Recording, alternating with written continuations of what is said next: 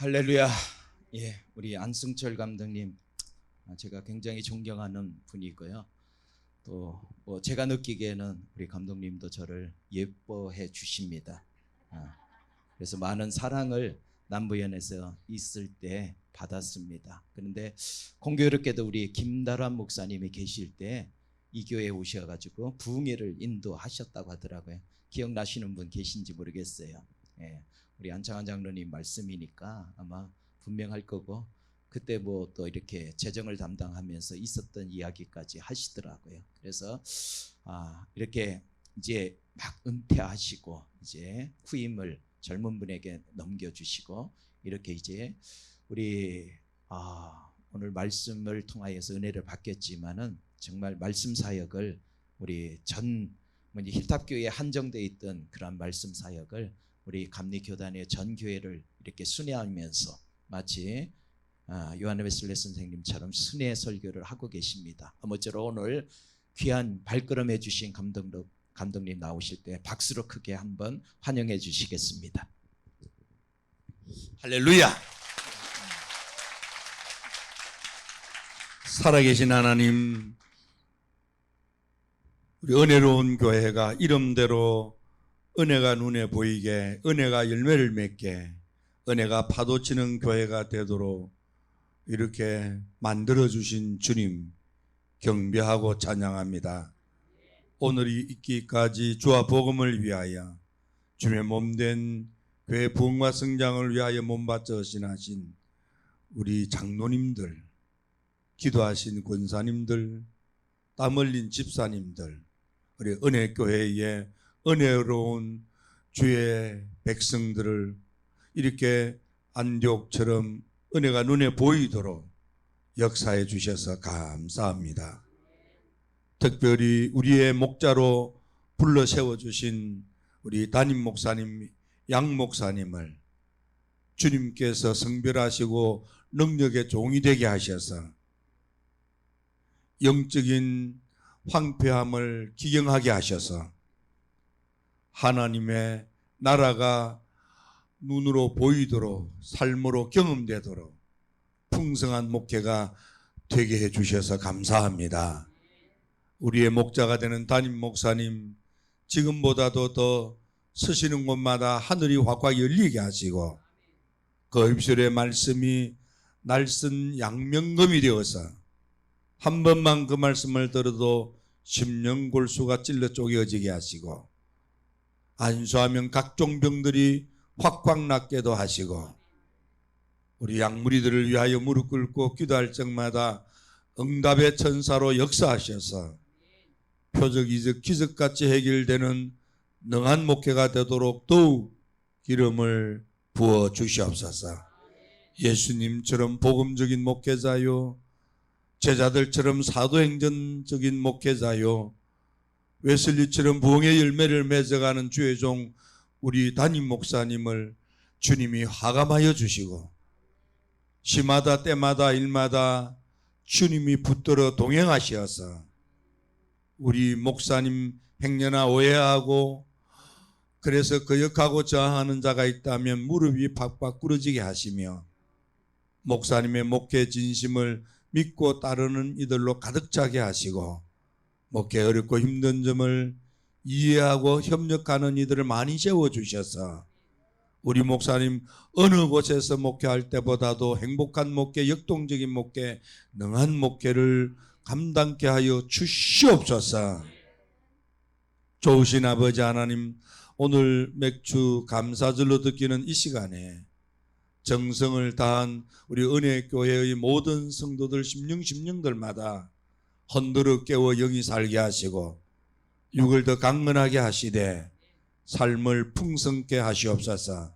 가정이 복된 축복의 명문가가 되게 하시고 아들, 딸들이 자기 분야에서 탁월한 인물이 되고 인재가 되어 하나님께 영광 돌리는 자손이 되게 하시옵소서.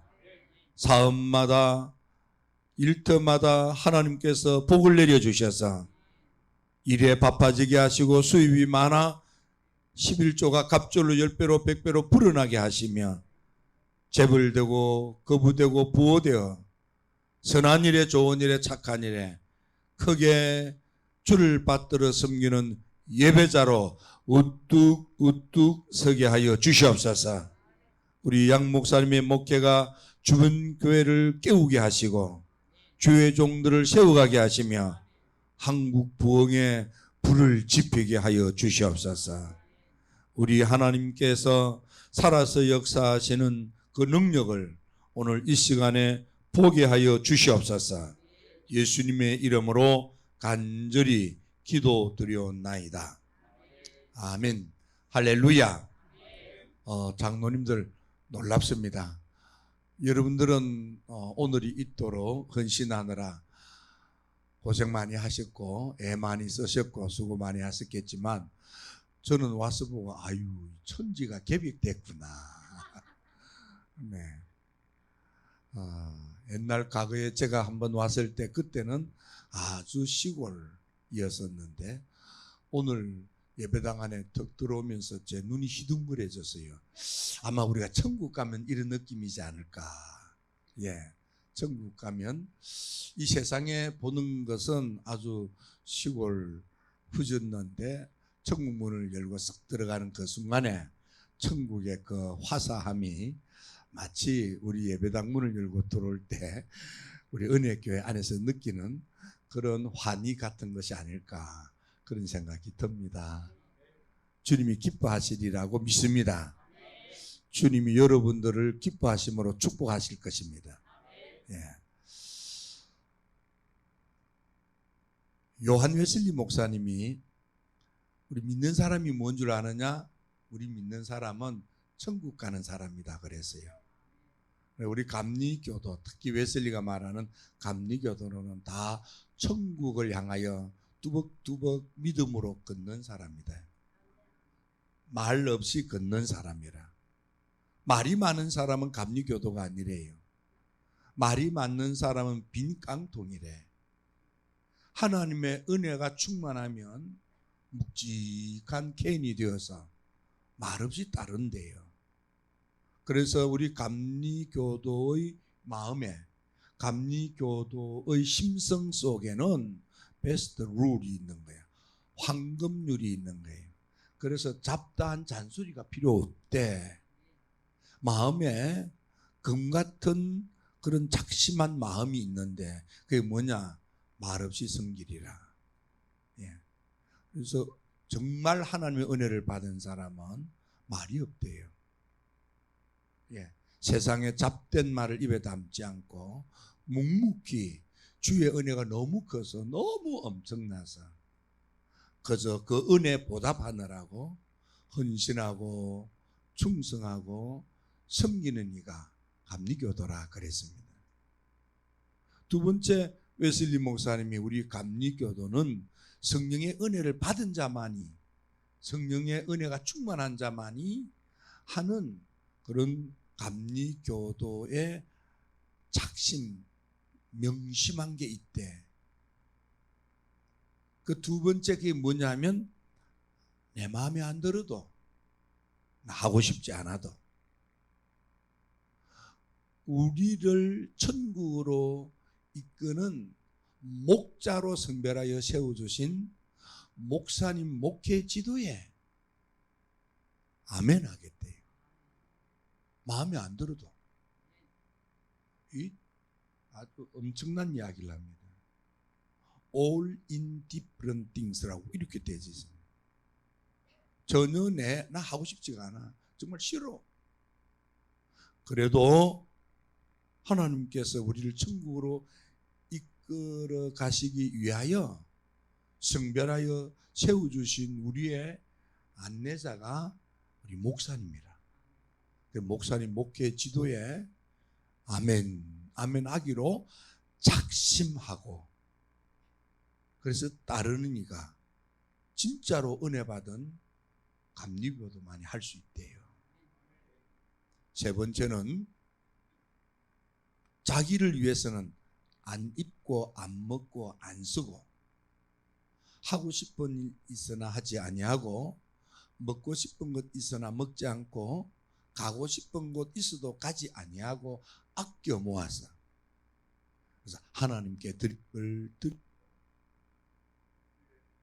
교회에 베풀 것을 베푸는 그런 헌신된 사람이라 그랬어요. 그래서 우리 감리교도는 은혜를 받은 감리교도만이 할 수 있는 이 세 가지, 이걸 마음에 작심하고 명심하고 마음에 담고 그렇게 사는 사람이 감리교도라 그랬어요. 그러면서 이 세 가지 마음을 가지고 천국길로 뚜벅뚜벅 걸어가는데, 천국에 들어가는 사람은 세 가지를 해야 된대. 첫째는 생각을 비우고 마음을 활짝 열고 예수님을 정말 나의 그리스도 메시아 구주로 영접하여 모시고 살아야 되는데, 예수를 믿어 구원을 받는데, 예수를 믿어 구원받는다는 것은 예수님이 그리스도라는 것을 아는 것으로 끝나는 게 아니고, 내 마음에 주님을 나의 왕으로, 나의 주인으로 마음을 주님께 다 드리는 거예요. 그게 예수 믿는 거래. 요한복음 1장 12절에 영접하는 자, 환영하는 자, 예수님을 마음으로 환영해 드리는 거예요. 모셔 드리는 거예요. 웰컴 하는 거예요. 예수님을 내 마음에 나의 왕으로, 나의 그리스도로, 정말 나를 위하여 십자가에 피 흘리신 그리스도로 모셔드리는 거예요. 수용하는 거예요. 받아들이는 거예요. 액셉트하고 리시브하는 거예요. 그래서 영접하는 자, 곧 그 이름을 믿는 자가 하나님의 자녀가 되어 아버지 집에 갈 수 있다. 정말 내 안에 예수님으로 가득 찼는가? 성령의 은혜를 받은 진정한 감리교도라야 여기 안에 예수님으로 가득 차다는 거예요. 두 번째, 진정한 감리교도는 성령의 오순절을 경험하고 육의 껍질을 벗고 거듭난 그리스도인. 니고데모에게 말씀하시기를, 물과 성령으로 거듭나지 아니하면 그 나라 볼 수도 없고 그 나라 갈 수도 없다. 성령을 충만히 받고 오순절 사건을 통해서 거듭나야 비로소 눈이 열려 하나님 나라가 보이기 시작하고 또 그 나라 들어갈 수 있대요. 성령으로 거듭나야 그 나라 가는 거래. 예수님의 말씀이고 웨슬리가 이것을 강조하는 거예요. 세 번째는 정말 성령의 은혜를 받은 진정한 감리교도는 세 번째, 입으로 주여 주여 한다고 가는 게 아니다. 남이 볼 때는 교회 생활하고 기도 생활하고 뭐 하는 것 같아도 못 간대. 입으로 아무리 주여 주여 하고 떠들고 다녀도 못 간대. 누가? 하늘에 계신 아버지의 뜻대로 행하는 자라야 그 나라 들어간다. 그래서 진정한 감리교도는 예수님을 나의 마음에 영접하여 모시고 성령의 은혜로 육이 죽고 영으로 거듭나서 아버지의 뜻을 받들어 순종하는 헌신자가 진짜 감리교도라. 그런 사람이 가는 나라 하늘나라. 하늘나라는 누구든지 갈 수 있습니다. 그러나 아무렇게나 가는 나라가 아니라 이 말이에요. 누구든지 갈 수 있어. 어떤 사람이든지 배웠든 못 배웠든 있든 없든 죄송하지만 못된 짓 하고 살았든 상관없다. 지금이라도 정말 예수님을 나의 그리스도 메시아로 정말 영접하여 내 마음에 모셔드렸다면, 성령의 충만한 체험을 하고 거듭났다면,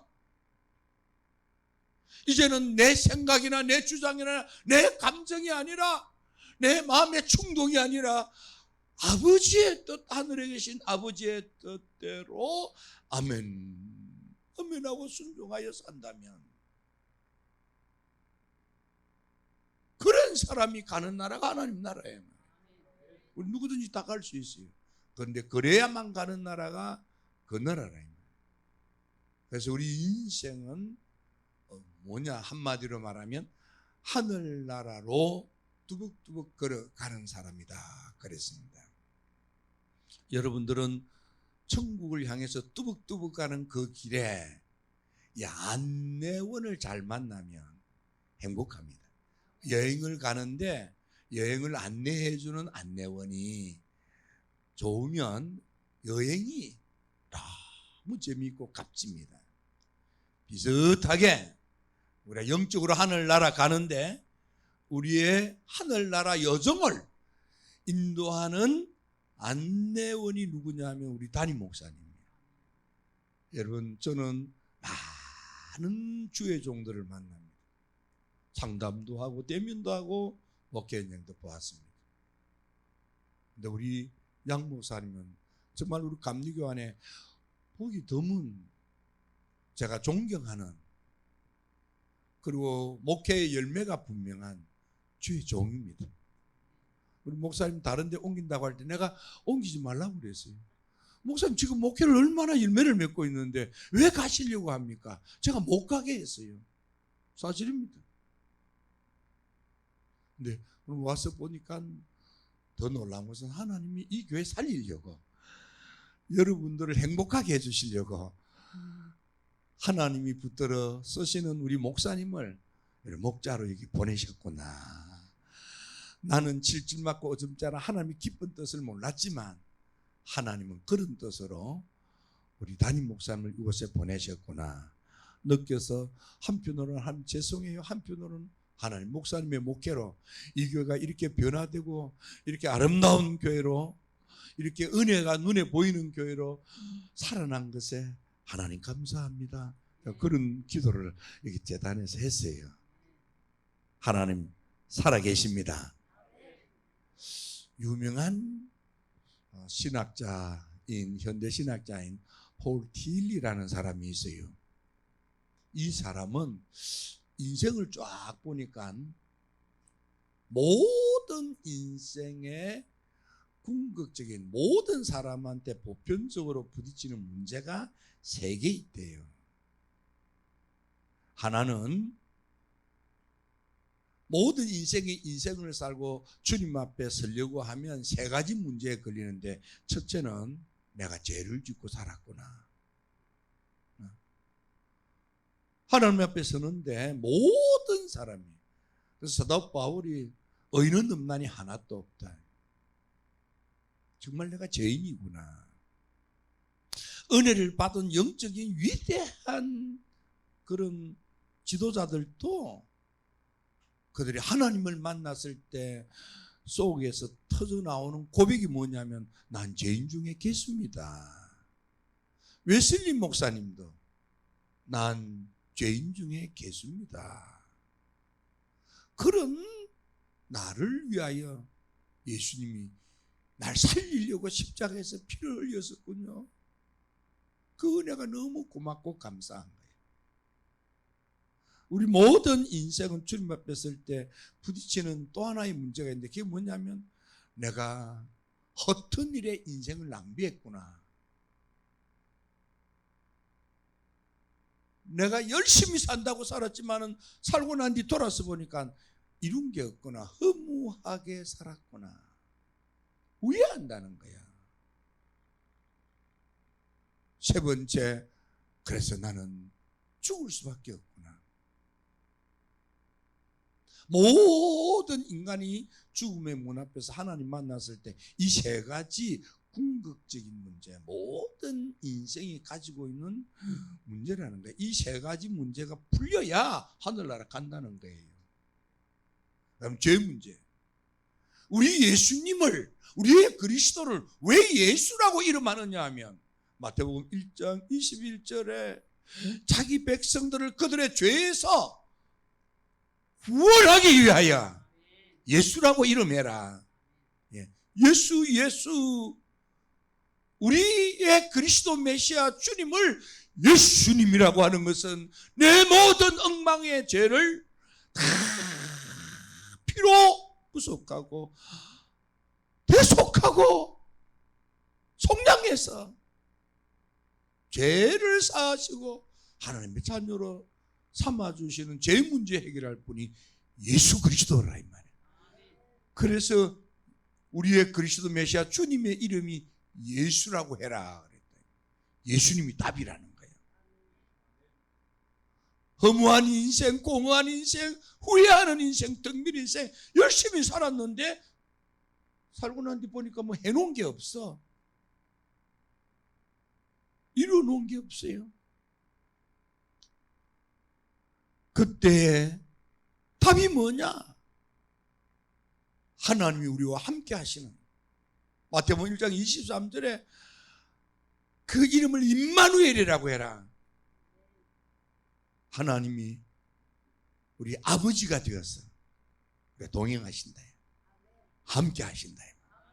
그래서 어떤 인생 살지 않고 아버지의 뜻을 이루는 하나님의 자녀가 되어 알고 인생을 살도록 하나님의 은혜를 베풀어 주신다는 거예요. 세 번째 죽음의 문제. 우리 죽음의 문제 죽지 아니하고 영생으로 구원받는 것은 이 땅의 어떤 것들로도 이룰 수 없어. 오직 하나 예수님으로 말미암아 우리는 죽음의 권세를 깨고 영생의 구원을 받아 천국 가는 거라 이 말이야. 그래서 사도행전 3장 15절에 너희들이 예수를 죽였지만은 하나님께서 죽은 자 가운데서 그를 살리셨고 우리가 그 증인이다. 예수 믿으면 산다 그 말이야. 예수 믿으면 산다. 예수 믿으면 죽으나 죽지 않고 영생으로 구원받아 천국 갑니다. 천국 갑니다. 우리 장로님들 와서 보니까 조금 생각이 납니다.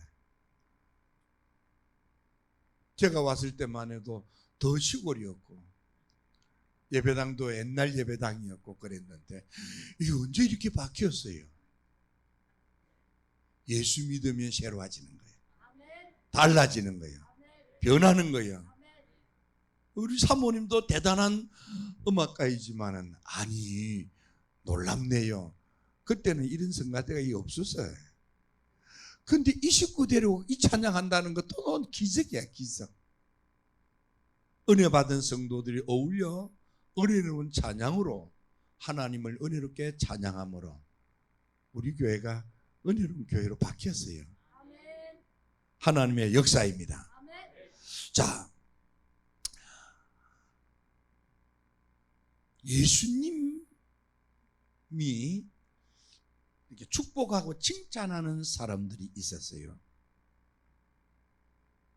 그 가운데에 마가복음 12장에 보면 남편도 없이 죽고 가난한 불쌍한 과부가 예배당에 참석을 했어. 그런데 거기 부자들도 있어. 부자들이 헌금 생활을 하는데 보니까 많이 해. 성경에 보니까 그렇게 되어 있어요. 부자들이 가진 것이 많아서 그래서 많이 헌금을 내요. 그런데 춥고 가난하고 찢어지게 빈곤한 과부는 가진 게 없어. 그래서 기껏해야 두렙돈 한 고란트 톡 들어서 바칩니다. 예수님이 그 모습을 보고 이렇게 말씀하십니다. 이 과부 한 사람이, 이 과부가 드린 게 모든 사람, 부자들이 말이야 많이 바쳤어. 그런데 모든 사람들보다 더 많이 바쳤다. 예수님이 그러세요. 부자들은 많이 바쳤어요. 그런데 없는 사람이 두 랩돈밖에 안 바쳤어. 동전 2개밖에 안 바쳤어. 그런데 예수님이 말씀하시기를 저 부자들이 많이 바친, 모든 부자들이 많이 바친 그것보다 더 많이 바친 거래 말씀하시면서, 왜 그런가 하면 생활비 전부를 바친 거다. 할 수 있는 최선을 다했다 그 말이에요. 여러분, 장로님들, 권사님, 집사님, 은혜교회 성도 여러분, 여러분들 은혜 때문에 할 수 있는 최선을 다했다고 저는 느껴집니다. 그래서 여러분들이 참 존경스럽고, 주님이 여러분들을 너무 가슴 뿌듯하게 여기지 않을까? 내가 잘 죽었다, 내가 십자가에서 피 흘려 죽은 것이 가치가 있고 의미가 있고 보람되구나, 여러분들을 보고 주님이 그렇게 느끼지 않을까? 그런 생각이 드는 거예요.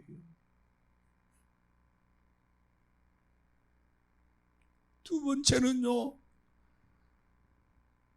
문둥병을 앓다가 고침을 받은 시몬의 집에 가셨는데, 청함받지 않는 여인이 쫄랑쫄랑 찾아왔어요. 그리고는 순전한 나드 옥합을 가져다가 머리에서부터 그 향유를 다 쏟아붓는 거예요. 예수님을 믿고 따르는 제자들까지도 화를 내면서 낭비한다고 야단 법석입니다. 그때에 예수님께서 이 옥합을 깨뜨린 향유를 붓는 이 여인, 다른 사람들이 300데나리라고 되는 이 엄청난 돈을 쏟아붓는 이 여인을 나무랐지만, 예수님은 이 여인을 칭찬하시고 이 여인이 주를 섬겨 드리고 바친 이야기가 복음이 전파되는 곳마다 다 전파된다고 했어요. 예. 우리 은혜교회 장로님들이, 은혜교회 권사님, 집사님들, 은혜교회 성도 여러분들이 주를 섬겨 오늘 이 은혜로운 교회로 받들어 섬긴 헌신이 복음이 전파되는 곳마다 알려지게 되어 많은 사람들에게 감동을 주고 많은 사람들에게 가르침이 되는 교훈적인 삶이 되기를 주의 이름으로 축원합니다. 세 번째로, 주님 앞에 주님이 칭찬하는 또 한 사람이 있는데, 주님께서 여리고와 사마리아 그 사이 길을 걸으시는데 거기서 또 문둥병자를 만났어요. 10명의 문둥병자가 예수님의 말씀을 믿고 성전으로 찾아가는 도중에 문둥병이 나았어요. 너무 좋아서 벌쩍벌쩍 뛰었을 겁니다. 상상해 보세요. 그런데 너무 좋아서 문둥병으로부터 천형의 병으로 인해서 가족하고 떨어져서 살던 그들이 문둥병 고침을 받으니까 너무 좋아서 벌떡벌떡 뛰면서 가족들을 찾아가지 않았겠습니까? 근데 그 가운데 한 사람, 사마리아 출신의 이 문둥병자는 큰 소리로 하나님을 찬양하며, 상상하기는 숨을 헐떡이면서 뛰어왔어. 빨리 주님 앞에 달려왔어. 숨을 헐떡이면서 와서 헐떡이면서 주님 앞에 무릎을 꿇고 주님을 경배하는데, 문둥병 천형으로 버림받은 그가 가지고 있는 게 뭐가 있겠습니까? 호주머니 탁탁 떨어본들 거기에 앙 부스러기가 있었겠습니까? 무슨.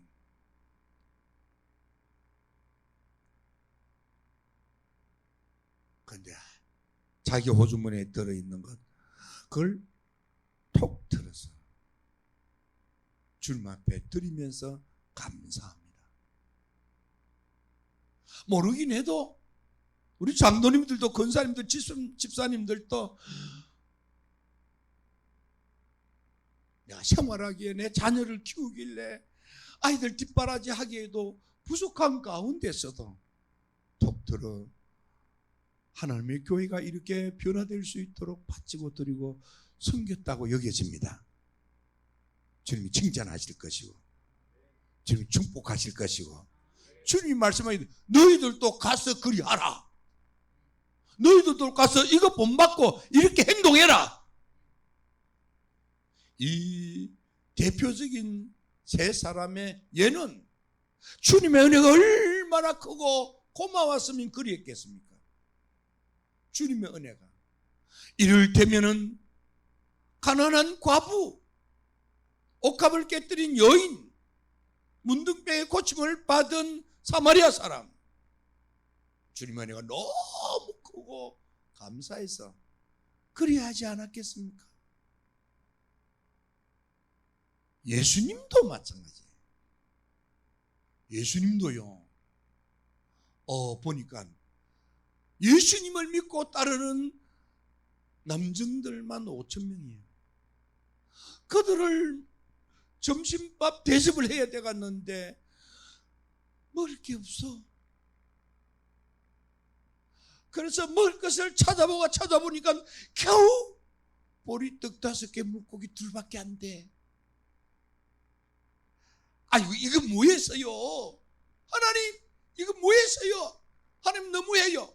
왜 이렇게 날 가난하게 하고 가진 것 없게 하고 이렇게 날 믿고 따르는 이 무리들을 돌아가다가 배가 고파서 엎어져서 저 꼬꾸라져 죽으면 어떻게 해요? 나 이런 목회 하기 싫어요. 예수님 그렇게 하지 않았어요. 그 많은 무리 앞에 엄두가 나지 않는 보리떡 5개, 물고기 2를 넣고 하나님 이거라도 있어서 감사합니다. 축사하시고 thanks give thanks 했다. 아니 그 많은 사람들을 두고 아니 그 어디다가 갖다 붙여요? 그거 누구 입에다가 갖다 넣을 거예요? 그런데도 예수님은 보리떡 5개, 물고기 2 그거 넣고 give thanks 했대. 하나님 감사합니다. 이거라도 있어서 감사합니다.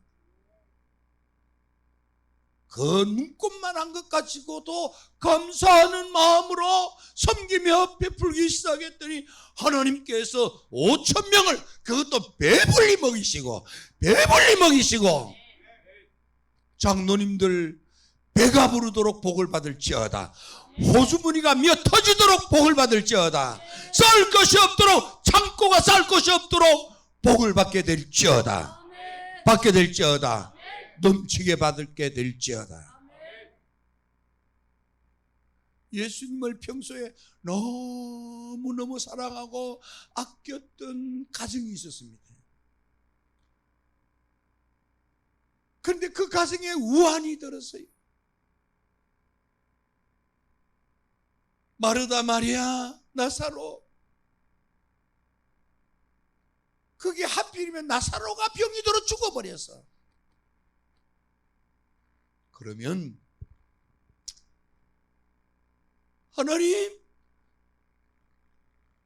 내 목회를 섬겨주고 도와주고 살펴준 저 가정에 하나님이 좋은 일을 주셔야지 왜 우환을 주시고 그 가정의 기둥을 왜 뽑아버립니까? 왜 아들을 죽입니까? 하나님 그럴 수 있습니까? 막 하나님께 항변하고 따지지 않았어요. 오히려 주거 장사를 지낸 썩은 냄새가 나는 무덤 앞에 가서 예수님께서 아버지야 내 말을 들으신 거 감사합니다. 세상에 감사하며 기도했더니 나사로야 나오라. 죽었던 나사로가 살아나는 역사도 일어나는 거야. 예수님이 그렇게 오며 가며 예수님 배고플 적마다 먹여주고 살펴준 그 가정에 우환이 들었을 때에도 예수님은 원망하고 불평하지 아니하고 오히려 썩어서 냄새가 나는데도 죽어서 묻혀 무덤 속에 있는데도 그 무덤 앞에 가서 하나님 내 기도 들어주신 거 감사합니다. 감사하며 기도하는 거예요. 구약 성경에 보면 요나가 하나님을 만나 하나님의 음성을 들었지만은 그리고 하나님의 음성을 듣고 내가 뭘 해야 되는지 사명을 받았지만은 하나님을 등지고 도망치를 치다가 물고기 뱃속에 들어가서 이제는 죽음의 순간에 처했습니다. 이제 죽는 거야. 그런데 놀라운 것은 요나가 물고기 뱃속에서 하나님 내가 이렇게 죽는 거 감사합니다 그랬어. 물고기 뱃속에서 하나님 나 이 물고기 뱃속에서 이렇게 죽으면 너무 억울하잖아요. 뭐 그런 소리 안 해. 감사해 감사. 하나님 감사합니다. 그러니까 이게 사람 됐네. 이제 은혜를 안 해. 그러고는 이놈 쓸만하네. 그리고는 그놈을 도와내쳐서 그를 통해서 여리고 12만을 살리는 구원의 종으로 쓰시는 거야. 은혜에 감사하면 하나님이 쓰시는 거야. 저도 하나님 은혜 주셔서 제가 있는 거예요. 최근에 여기서 멀지 않는 어떤 교회를 갔어요. 그 교회 갔더니 그 교회에 목사님이 감독님 너무 고마워요. 감사해요. 뭐가요? 난 나한테 은혜 받고 고맙다고 하는 줄 알았어. 하나님이 우리 교회에 천사 같은 장로님을 주셔서 너무 고맙고 감사하다. 그래서 제가 이제 여쭤봐서 아니 도대체 뭐이 그렇게 감사합니까? 여쭤봤더니 글쎄 목사님이 이렇게 목회를 하시다가 교회를 건축해야 되겠다는 필요성을 느낀 거야. 기도하는데 자꾸 그 마음이 들어오는 거예요. 그래서 하나님이 주신 마음이구나. 그래서 교인들 앞에 여러분 내가 기도하는데 하나님이 우리 교회에 부흥을 주실 모양입니다.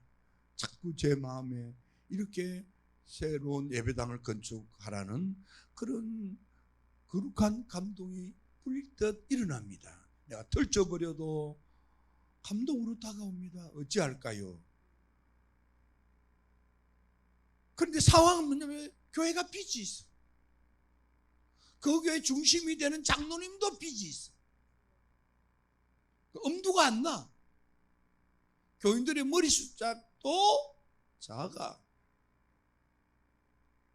그 말을 듣고 장로님이 무릎 꿇고 하나님께 기도하기 시작한 거예요.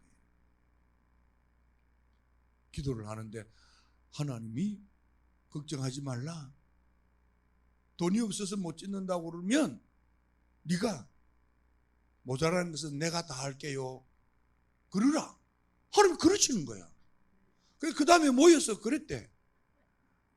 예배당 어떻게 할까요? 그러니까 여러분 감동대로 섬겨서 예배당 건축합시다. 모자라는 것은 주님이 날 보고 다 감당하래요. 그러니까 아무도 그냥 다른 사람 못해. 오케이. 예배당 건축을 하게 되는 거야. 근데 문제가 생겼어. 장로님이 목사님을 찾아와 가지고 목사님요. 목사님 감동대로 아멘 하소. 예배당 지읍시다. 그런데 말이야. 요거 딱 이건 들어주셔야 됩니다. 뭡니까? 주택부터 건축합시다. 목사님, 그게 무슨 말이야? 예배당부터 짓는 거지 무슨 주택이냐? 아니요, 내가 기도해 보니까 아닙니다. 하나님이 그러시는데 예배당부터 딱 건축을 하면 없는데 힘모아 예배당 딱 건축하고 난 뒤에 주택 건축합시다. 그러면 안 한대. 지쳐서 안 한대. 그런데 작은 주택 탁 짓고 난 뒤에 그러면 예배당 합시다 그러면은 힘들어도 한대. 하나님이 그랬대. 아, 나 그런 장로님 봤어. 예, 그런 장로님. 근데 더 큰 문제가 생겼어. 그 과정에 목사님이요, 내 종량, 내 경색으로 목사님이 쓰러졌어. 말도 못하고. 시술을 받았더니 그 후유증으로 말 못해. 그리고 그 후유증으로 이 자제력을 잃고 말만 하면 화를 내는 거예요. 화를. 말만 하면 그냥 이게 이 뇌가 이 세포가 이상이 생겨가지고 말만 하면 아들한테도 화를 내고 하여튼 말만 하면 뭐 이게 그 후유증이 그렇다네. 그게 요 숨골이 있는 쪽으로 손을 댔는데 의사가 그걸 할 때 이런 증상이 있으면 말도 못하고 이렇게 될 수도 있습니다. 그 사인하고 올라 받은 거래. 내가 가서 볼 때 무슨 말을 하는지 혀가 안 돌아가지고 말이 잘 안 돼. 너 봤어?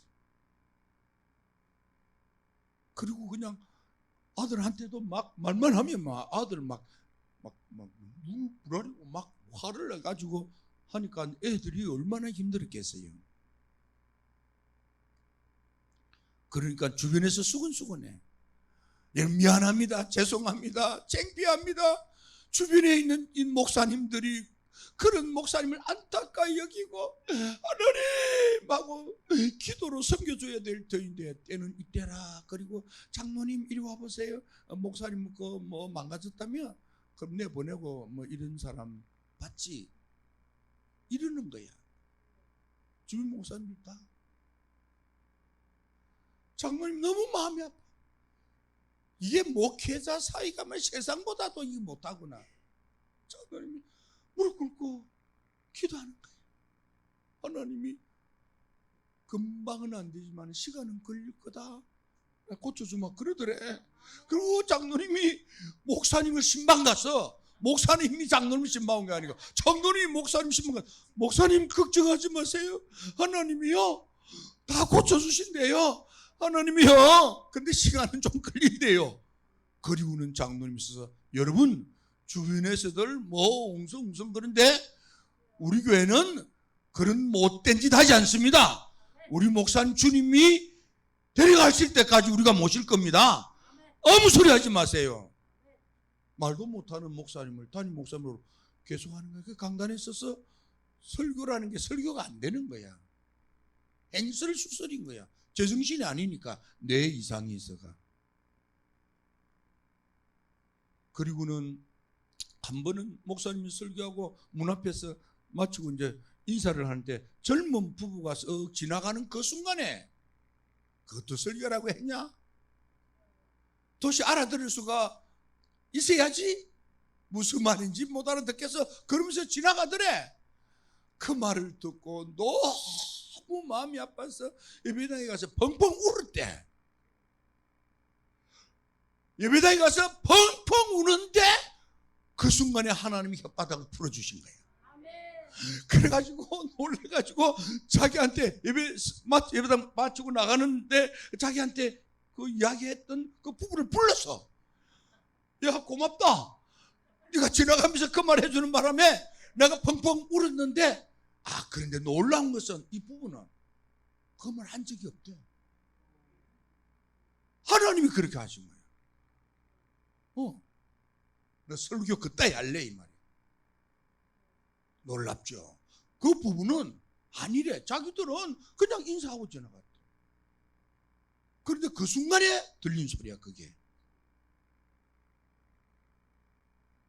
아들이 두 개인데 사모님이 말이야 엄마가 막 아버지 목사님이 이게 뭐 제정신도 아니고 뭐 얼굴만 보면 막 화를 내고 막 때려 죽을 것 같고 이러니까 자라는 아이들이 너무 안 돼 보이는 거야. 너무 마음이 아파. 그 장로님을 찾아가서 울면서 장로님 어떻게 해요? 장로님, 사모님 걱정 말고 계셔보세요. 어느 날 장로님 아들하고 목사님 아들 데리고 여행을 갔다 오고, 그리고 얼마 있으니까 또 장로님 아들하고 목사님 아이들하고 저 미국 가서 한 달 동안 여행하고 돌아오게, 그러면서 목사님의 아이가 상처받지 않게 살펴주시는 거예요. 그 아이가 자라서 지금 목사님이 되었고, 큰 놈이 목사님이 되었고, 작은 놈도 목사님이 되어가지고, 큰 놈은 목회하고 작은 놈은 군목이 되어 있는 거예요. 내 눈으로 보았어. 그런 장로님이 계시더라고. 그런 장로님. 얼마나 은혜가 충만하면 장로님이 그리 하실까요? 어느 날 장로님이 목사님요, 예? 목사님 빚 있다면서요? 아니 그걸 어떻게 알아요? 얼마예요? 몰라도 돼요.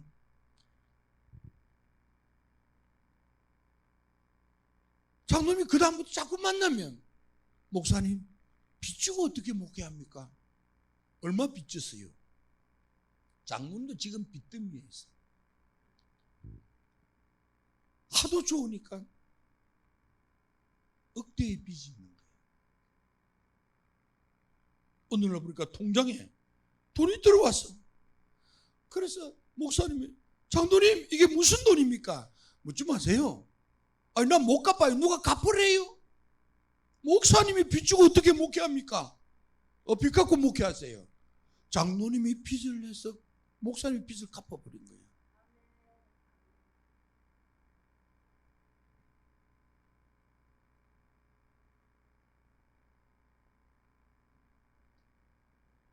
내가 감히 따라갈 수 없는 그런 믿음과 그런 은혜가 충만한 장로님을 난 보았어요.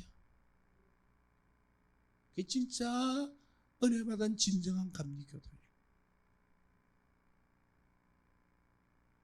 우리 은혜교회 이름이 은혜교회듯이, 안디옥교회가 은혜가 눈에 보이는 것처럼 안디옥교회가 은혜로운 교회이듯이, 우리 장로님들, 권사님, 집사님, 은혜교회 성도 여러분, 오늘 이 시대에 은혜 부흥이 필요합니다.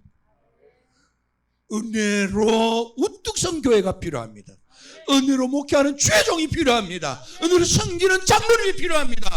우리 목사님 쓰임받는 기간 동안에 우리 교회가 더 은혜가 충만케 하시고, 장로님들의 가정에 은혜의 복이 넘치게 하시며, 권사님의 가정에, 집사님의 가정에, 우리 은혜교회 성도들에게 은혜의 축복이 주렁주렁 열매 맺는 부흥을 주시옵소서.